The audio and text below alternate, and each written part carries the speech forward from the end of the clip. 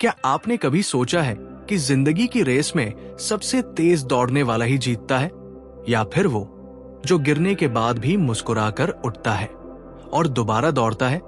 आज की कहानी है एक ऐसी लड़की की जिसने हार को अपना अंत नहीं बल्कि अपनी ताकत बना लिया। ये कहानी सिर्फ दौड़ने की नहीं है, ये कहानी है दर्द, विश्वास, खुद को माफ करने और ईश्वर की कृपा के साथ आगे बढ़ने की।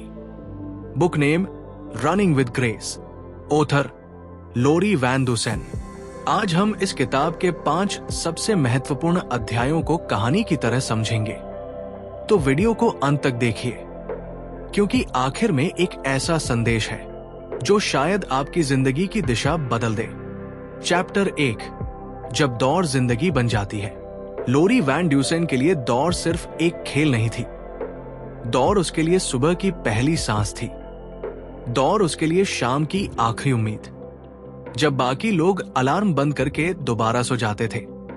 लोरी अपने जूते बांध चुकी होती थी, सड़कें सुनसान होती, हवा ठंडी होती और हर कदम के साथ उसका दिल जोर से कहता, मैं जिंदा हूं। दौड़ते वक्त उसे लगता था कि वो जिंदगी से आगे निकल रही है।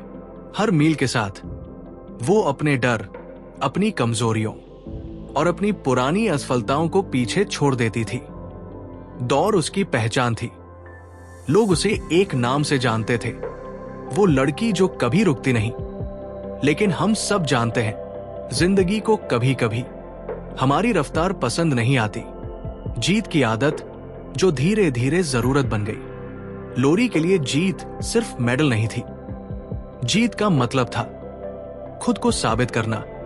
हर बार जब वो फिनिश लाइन पार करती तो उसके अंदर एक आवाज कहती, देखा, तुम काफी हो। लेकिन ये संतोष ज्यादा देर नहीं टिकता।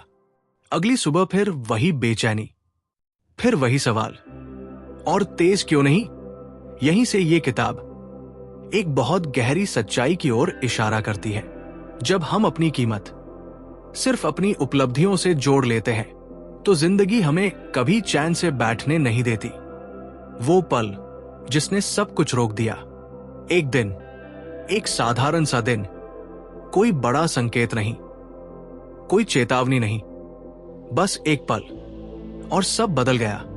एक दुर्घटना, एक दर्द जो शब्दों से बाहर था, और उसके बाद अस्पताल की सफेद दीवारें, डॉक्टरों की आवाजें धीमी पड़ गई। लेकिन एक वाक्य लोरी के दिमाग में हथौड़े की तरह गूंजता रहा, अब तुम पहले जैसी कभी नहीं दौड़ पाओगी। उस एक वाक्य ने उसकी पूरी दुनिया को रोक दिया। जब पहचान छिन जाती है, लोरी के लिए यह सिर्फ शारीरिक चोट नहीं थी, ये उसकी पहचान की मौत थी। अगर मैं दौड़ नहीं सकती तो मैं हूं कौन? वो सवाल उसे दिन रात सताने लगा। आईने में वो खुद को देखती, लेकिन पहचान नहीं पाती। उसका शरीर वही था, लेकिन आत्मा कहीं खो गई थी। इस अध्याय में लेखक हमें दिखाती है कि इंसान का सबसे बड़ा डर दर्द नहीं होता, बेकार हो जाने का डर होता है। गुस्सा, ईर्ष्या और खामोशी। लोरी गुस्से में थी, ईश्वर से, खुद से और उन लोगों से भी जो अब भी दौड़ पा रहे थे।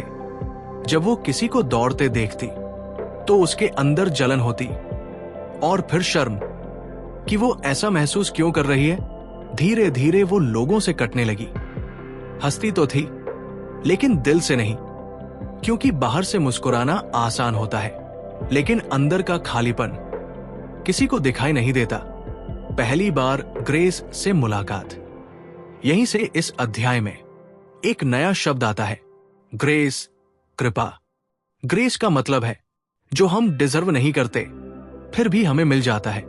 लोरी पहली बार ये समझने लगती है कि शायद जिंदगी हमसे सिर्फ दौड़ने की उम्मीद नहीं करती। शायद जिंदगी ये देखना चाहती है कि हम रुकने के बाद कैसे खड़े होते हैं। सवाल जो हमें बदल देते हैं। इस अध्याय के अंत में लोरी खुद से एक नया सवाल पूछती है, अगर मैं जीत के बिना भी कीमती हूं तो क्या मैं खुद को स्वीकार कर सकती हूं? यह सवाल उसकी जिंदगी की दिशा बदल देता है। क्योंकि जब सवाल बदलते हैं तो जवाब भी बदल जाते हैं। चैप्टर 1 की सबसे बड़ी सीख।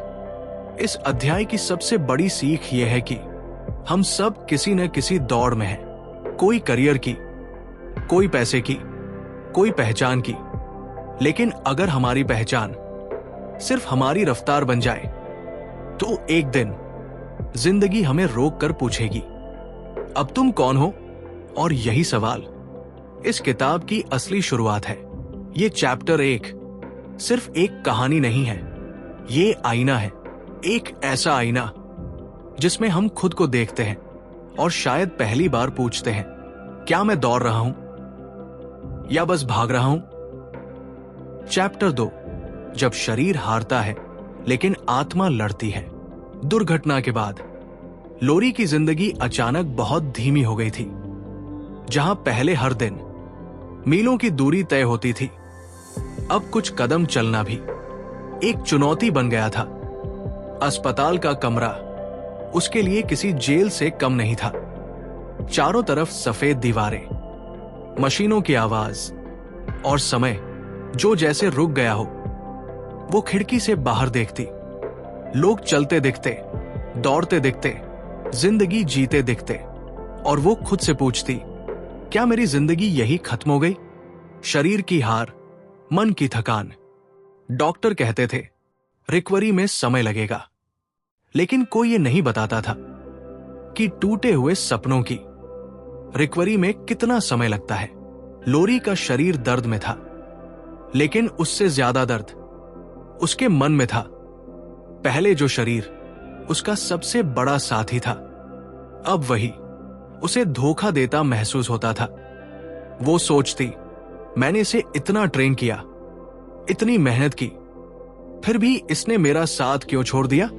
अकेलापन जो भीड़ में भी महसूस होता है। लोग मिलने आते थे, सहानुभूति जताते थे, हिम्मत बंधाते थे, लेकिन जैसे ही वो चले जाते, कमरे में फिर वही खामोशी लौट आती। लोरी मुस्कुराती थी, लेकिन वो मुस्कान सिर्फ दूसरों के लिए होती थी। अकेले में वो रोती नहीं थी, वो बस खाली हो जाती थी, क्योंकि कभी कभी आंसू भी साथ छोड़ देते हैं। तुलना का जहर रिकवरी के दिनों में लोरी की सबसे बड़ी दुश्मन थी। तुलना, वो सोशल मीडिया देखती, पुरानी रेस की तस्वीरें देखती, दूसरे एथलीट्स की जीत देखती। हर तस्वीर उसके दिल पर एक और वार करती। वो आगे बढ़ रहे हैं और मैं पीछे छूट गई हूं। यहीं पर यह किताब एक बहुत सच्ची बात कहती है। जब हम दर्द में होते हैं तो दूसरों की खुशी हमें और ज्यादा चोट पहुंचाती है। ईश्वर से नाराजगी। लोरी सिर्फ इंसानों से नहीं, ईश्वर से भी नाराज थी। वो पूछती, अगर तुमने मुझे ये सपना दिया था तो फिर इसे छीना क्यों? उसके लिए प्रार्थना अब शांति नहीं, एक बहस बन चुकी थी। कभी गुस्सा, कभी शिकायत, कभी पूरी चुप्पी। लेकिन ये चुप्पी भी एक तरह की प्रार्थना थी। अंधेरा जो सिखाता है। इस अध्याय में लेखिका बहुत खूबसूरती से बताती है कि अंधेरा हमेशा दुश्मन नहीं होता। कभी कभी अंधेरा हमें वो सवाल पूछने पर मजबूर करता है जिनसे हम हमेशा भागते रहे हैं। लोरी खुद से पूछती है, अगर मैं कभी दौड़ न पाई तो क्या मैं बेकार हो जाऊंगी? ये सवाल उसकी आत्मा को झकझोर देता है। एक छोटी सी उम्मीद। इन्हीं दिनों में लोरी को यह एहसास होने लगता है कि शायद उसकी लड़ाई दौड़ से नहीं, खुद से है। वो पहली बार अपने शरीर को दुश्मन नहीं, घायल दोस्त की तरह देखने लगती है। धीरे धीरे, बहुत धीरे धीरे वो छोटे लक्ष्य बनाती है। आज सिर्फ उठकर बैठना, कल 2 कदम चलना, और हर छोटे कदम के साथ उसके अंदर एक धीमी सी आवाज कहती, शायद मैं अब भी आगे बढ़ सकती हूं। दर्द का नया मतलब। ये अध्याय हमें सिखाता है कि दर्द सिर्फ सजा नहीं होता। कभी कभी दर्द हमें रोकता है ताकि हम खुद को सुन सके। लोरी समझने लगती है कि उसकी कीमत उसकी स्पीड से तय नहीं होती, शायद उसकी जिंदगी का मकसद अब सिर्फ जीतना नहीं बल्कि समझना है। चैप्टर 2 की सबसे बड़ी सीख। चैप्टर 2 हमें यह सिखाता है, जब शरीर हार जाता है तो आत्मा की असली परीक्षा शुरू होती है। अगर आप आज अपने जीवन में रुके हुए हैं, बीमार हैं, टूटे हुए हैं या पीछे छूट गए हैं, तो ये याद रखिए, रुकना हार नहीं है। कभी कभी रुकना जरूरी होता है ताकि हम गलत दिशा में तेजी से भागते न रहें। ये अध्याय हमें ये एहसास कराता है कि सबसे कठिन लड़ाइयां बाहर नहीं, अंदर लड़ी जाती है, और लोरी की ये अंदरूनी लड़ाई अभी खत्म नहीं हुई है, क्योंकि असली दौर अब शुरू होने वाली है। चैप्टर 3, विश्वास जो गिरने के बाद उठाता है। दर्द के साथ जीना लोरी ने सीख लिया था, लेकिन भरोसे के साथ जीना ये उसे फिर से सीखना था। रिकवरी के दिन अब अस्पताल तक सीमित नहीं थे। वो घर लौट आई थी, लेकिन उसका मन अब भी उसी सफेद कमरे में बंद था। घर की दीवारें जानी पहचानी थी, पर वो खुद को अजनबी महसूस करती थी, क्योंकि जब इंसान टूटता है तो सिर्फ शरीर नहीं टूटता, विश्वास भी टूटता है। विश्वास का मतलब बदलना। पहले लोरी के लिए विश्वास का मतलब था मैं जीतूंगी। अब विश्वास का मतलब बन रहा था मैं आज गिरूंगी नहीं, और अगर गिरूंगी भी तो शायद खुद को कोसूंगी नहीं। ये एक बहुत बड़ा बदलाव था, क्योंकि जीत पर भरोसा रखना आसान होता है, लेकिन हार के बाद भी आगे बढ़ने पर भरोसा रखना सबसे मुश्किल होता है। प्रार्थना जो जवाब नहीं मांगती। लोरी की प्रार्थनाएं बदल चुकी थी। पहले वो पूछती थी, कब ठीक हो जाऊंगी, कब फिर से दौड़ पाऊंगी। अब वो बस इतना कहती, आज का दिन संभालने की ताकत दे दो। ये अध्याय हमें सिखाता है कि सच्ची प्रार्थना हमेशा जवाब नहीं मांगती। कभी कभी वो बस सहने की शक्ति मांगती है। डर के साथ चलना। डर अब भी था। डर की दर्द लौट आएगा। डर की उम्मीद फिर टूट जाएगी। डर की वो दोबारा खुद पर भरोसा नहीं कर पाएगी। लेकिन अब लोरी डर से भागती नहीं थी, वो डर के साथ चलना सीख रही थी। यहां लेखक एक गहरी बात कहती है, हिम्मत का मतलब डर का न होना नहीं, हिम्मत का मतलब डर के साथ भी चलना है। धीमे कदम, गहरी सीख। लोरी फिर से चलने लगी, दौड़ने के लिए नहीं, बस चलने के लिए, बिना घड़ी देखे, बिना दूरी नापे। हर कदम उसके लिए एक छोटा सा चमत्कार था। वो समझने लगी थी कि जिंदगी का असली सौंदर्य तेजी में नहीं, संतुलन में है। पुराने सपनों की परछाइयां, कभी कभी पुराने सपने उसके सामने आ खड़े होते। रेस की आवाजें, तालियां, फिनिश लाइन, और उसके साथ आता एक हल्का सा दर्द। लेकिन अब वो दर्द उसे तोड़ता नहीं था। वो दर्द उसे याद दिलाता था कि उसने कभी बहुत गहराई से कुछ चाहा था, और गहराई से चाहना कोई गुनाह नहीं है। ग्रेस का नया रूप। इस अध्याय में ग्रेस का मतलब और गहरा हो जाता है। ग्रेस अब सिर्फ दया या कृपा नहीं है। ग्रेस है खुद को वही बनने की अनुमति देना जो आज संभव है, ना कि वो बनने की जिद करना जो कभी था। ये समझ लोरी को हल्का कर देती है। खुद से दोस्ती। लोरी पहली बार आईने में खुद को देखती है और भागती नहीं। वो अपने शरीर को देखती है, अपने निशानों को देखती है और कहती है, तुमने बहुत सहा है। ये आत्मदया नहीं थी, ये आत्मसम्मान था। क्योंकि जब तक हम खुद से दोस्ती नहीं करते, हम दुनिया से कभी सच्चा रिश्ता नहीं बना पाते। नियंत्रण छोड़ना सबसे कठिन काम लोरी के लिए नियंत्रण छोड़ना था। दौड़ ने उसे सब कुछ नियंत्रित करना सिखाया था, समय, गति, परिणाम। लेकिन अब उसे भरोसा करना था। बिना नियंत्रण के ये अध्याय सिखाता है कि कभी कभी नियंत्रण छोड़ना ही सबसे बड़ा साहस होता है। भरोसे की नई सुबह। एक सुबह लोरी बाहर निकलती है। हवा ठंडी है, आसमान साफ है। वो दौड़ती नहीं, वो बस सांस लेती है और पहली बार उसे लगता है मैं ठीक हूं, अभी भी। ऐसी ही ये एहसास किसी जीत से कम नहीं था। चैप्टर 3 की सबसे बड़ी सीख। चैप्टर 3 हमें यह सिखाता है विश्वास का मतलब सब कुछ ठीक हो जाना नहीं है। विश्वास का मतलब है जब सब ठीक नहीं है तब भी आगे बढ़ना। अगर आज आप अनिश्चितता में हैं, डर में हैं या खुद पर भरोसा खो बैठे हैं तो याद रखिए विश्वास कोई छलांग नहीं है। विश्वास छोटे छोटे कदमों का नाम है। ये अध्याय लोरी की जिंदगी का एक नया मोड़ है।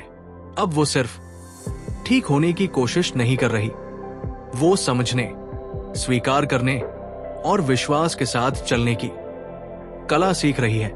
और यही से उसकी सबसे कठिन दौड़ शुरू होती है, खुद को पूरी तरह माफ करने की दौड़। चैप्टर 4 खुद को माफ करना सबसे कठिन दौड़ है। कुछ घाव दिखाई नहीं देते, कुछ चोटें एक्सरे में नहीं आती और कुछ दर्द दवाइयों से ठीक नहीं होते। लोरी अब चल पा रही थी, सांस ले पा रही थी, दिन संभाल पा रही थी, लेकिन एक चीज अब भी अधूरी थी, खुद को माफ करना। अपराध बोध का बोझ लोरी के दिल में एक भारी सा बोझ था। वो खुद से कहती, अगर मैंने ज्यादा सावधानी बरती होती, अगर उस दिन मैं न दौड़ी होती, अगर मैं थोड़ी कम जिद्दी होती। ये अगर उसके भीतर धीरे धीरे जहर बन गए थे। ये अध्याय हमें दिखाता है कि इंसान अक्सर दुर्घटनाओं से ज्यादा खुद को दोष देने से टूटता है। दिमाग की कठोर आवाज। लोरी का शरीर उससे दयालु हो चुका था, लेकिन उसका दिमाग नहीं। वो आवाज कहती, तुम कमजोर हो गई हो, तुम पहले जैसी नहीं रही, तुमने खुद को निराश किया है। ये वही आवाज थी जो कभी उसे तेज दौड़ने को कहती थी। अब वही आवाज उसे रोक रही थी। आईने के सामने खड़ी सच्चाई। एक दिन लोरी आईने के सामने खड़ी होती है। वो अपने शरीर को देखती है, निशान, कमजोरी, थकान, और पहली बार वो भागती नहीं। वो खुद से पूछती है, अगर ये मेरी दोस्त होती तो क्या मैं उससे ऐसे बात करती? और यहीं कुछ बदलने लगता है। आत्महत्या नहीं, आत्मक्रोना। लेखिका यहां एक बहुत जरूरी फर्क बताती है। आत्महत्या कहती है मैं बेचारी हूं, आत्मक्रोना कहती है मैं इंसान हूं। लोरी समझने लगती है कि माफ करना कमजोरी नहीं है, माफ करना मानव होने की स्वीकृति है। अतीत से शांति की बातचीत। लोरी अपने अतीत को दुश्मन नहीं, शिक्षक की तरह देखने लगती है। वो उस लड़की को याद करती है जो हर रेस में खुद को साबित करना चाहती थी, और वो उससे कहती है, तुमने जो किया वो उस वक्त तुम्हारी समझ के अनुसार सबसे अच्छा था। ये वाक्य उसके दिल को हल्का कर देता है। ग्रेस का सबसे कठिन रूप। ग्रेस अब दूसरों से नहीं, खुद से मिलने लगी है। ग्रेस का यह रूप सबसे कठिन होता है, क्योंकि दूसरों को माफ करना फिर भी आसान है, लेकिन खुद को माफ करना, इसके लिए हिम्मत चाहिए। नियंत्रण छोड़ना, अपराध बोध छोड़ना। लोरी को यह समझ आने लगता है कि हर चीज हमारे नियंत्रण में नहीं होती। कुछ घटनाएं बस घट जाती है और उनके लिए खुद को दोषी ठहराना न्याय नहीं है। ये अध्याय हमें सिखाता है कि नियंत्रण छोड़ना अपराध बोध छोड़ने की पहली सीढ़ी है। धीरे धीरे खुलती गांठें। माफी एक दिन में नहीं आती, ये एक प्रक्रिया है, कभी आगे कभी पीछे। कुछ दिन लोरी खुद पर दयालु होती है, कुछ दिन वो फिर से खुद को कटघरे में खड़ा कर देती है। लेकिन अब वो हार नहीं मानती। अधूरापन स्वीकार करना। लोरी समझती है कि उसकी कहानी अब अलग है, पर अधूरी नहीं। हर कहानी जीत से पूरी नहीं होती। कुछ कहानियां स्वीकार से पूरी होती है। चैप्टर 4 की सबसे बड़ी सीख। चैप्टर 4 हमें यह सिखाता है, आप तब तक पूरी तरह आगे नहीं बढ़ सकते जब तक आप खुद को माफ नहीं करते। अगर आज आप अपने अतीत से लड़ रहे हैं, खुद को दोष दे रहे हैं या बार बार पुरानी गलतियां याद कर रहे हैं, तो ये याद रखिए, आप वही कर रहे थे जो उस समय आप कर सकते थे। ये अध्याय लोरी की जिंदगी में सबसे शांत मोड़ है, क्योंकि अब वो लड़ नहीं रही, वो स्वीकार कर रही है। और यही स्वीकार उसे उस जगह ले जाने वाला है जहां दौड़ फिर से शुरू होगी। लेकिन इस बार जीत के लिए नहीं, ग्रेस के साथ जीने के लिए। चैप्टर 5, ग्रेस के साथ दौड़ना। अब लोरी की जिंदगी फिर से चल रही थी। तेज नहीं, प्रतियोगिता में नहीं, किसी को हराने के लिए नहीं, बस सच के साथ। जिस दिन लोरी ने खुद को माफ किया, उसी दिन उसने दौर को भी नए नजरिए से देखना शुरू किया। दौर जो अब रेस नहीं रही। लोरी फिर से दौड़ने लगी, लेकिन इस बार कोई स्टॉपवॉच नहीं थी, कोई फिनिश लाइन नहीं थी, कोई तालियां नहीं थी। सिर्फ सड़क, सांस और वर्तमान का एहसास। वो दौड़ती नहीं थी, वो जीती थी, क्योंकि अब दौर उसे साबित करने का तरीका नहीं, खुद से जुड़ने का जरिया बन गई थी। सुबह जो नई थी। एक सुबह लोरी जल्दी उठती है। आसमान हल्का गुलाबी है, हवा ठंडी है। वो जूते पहनती है, लेकिन दिल में कोई दबाव नहीं है। वो बाहर निकलती है और पहली बार दौड़ शुरू करने से पहले मुस्कुराती है।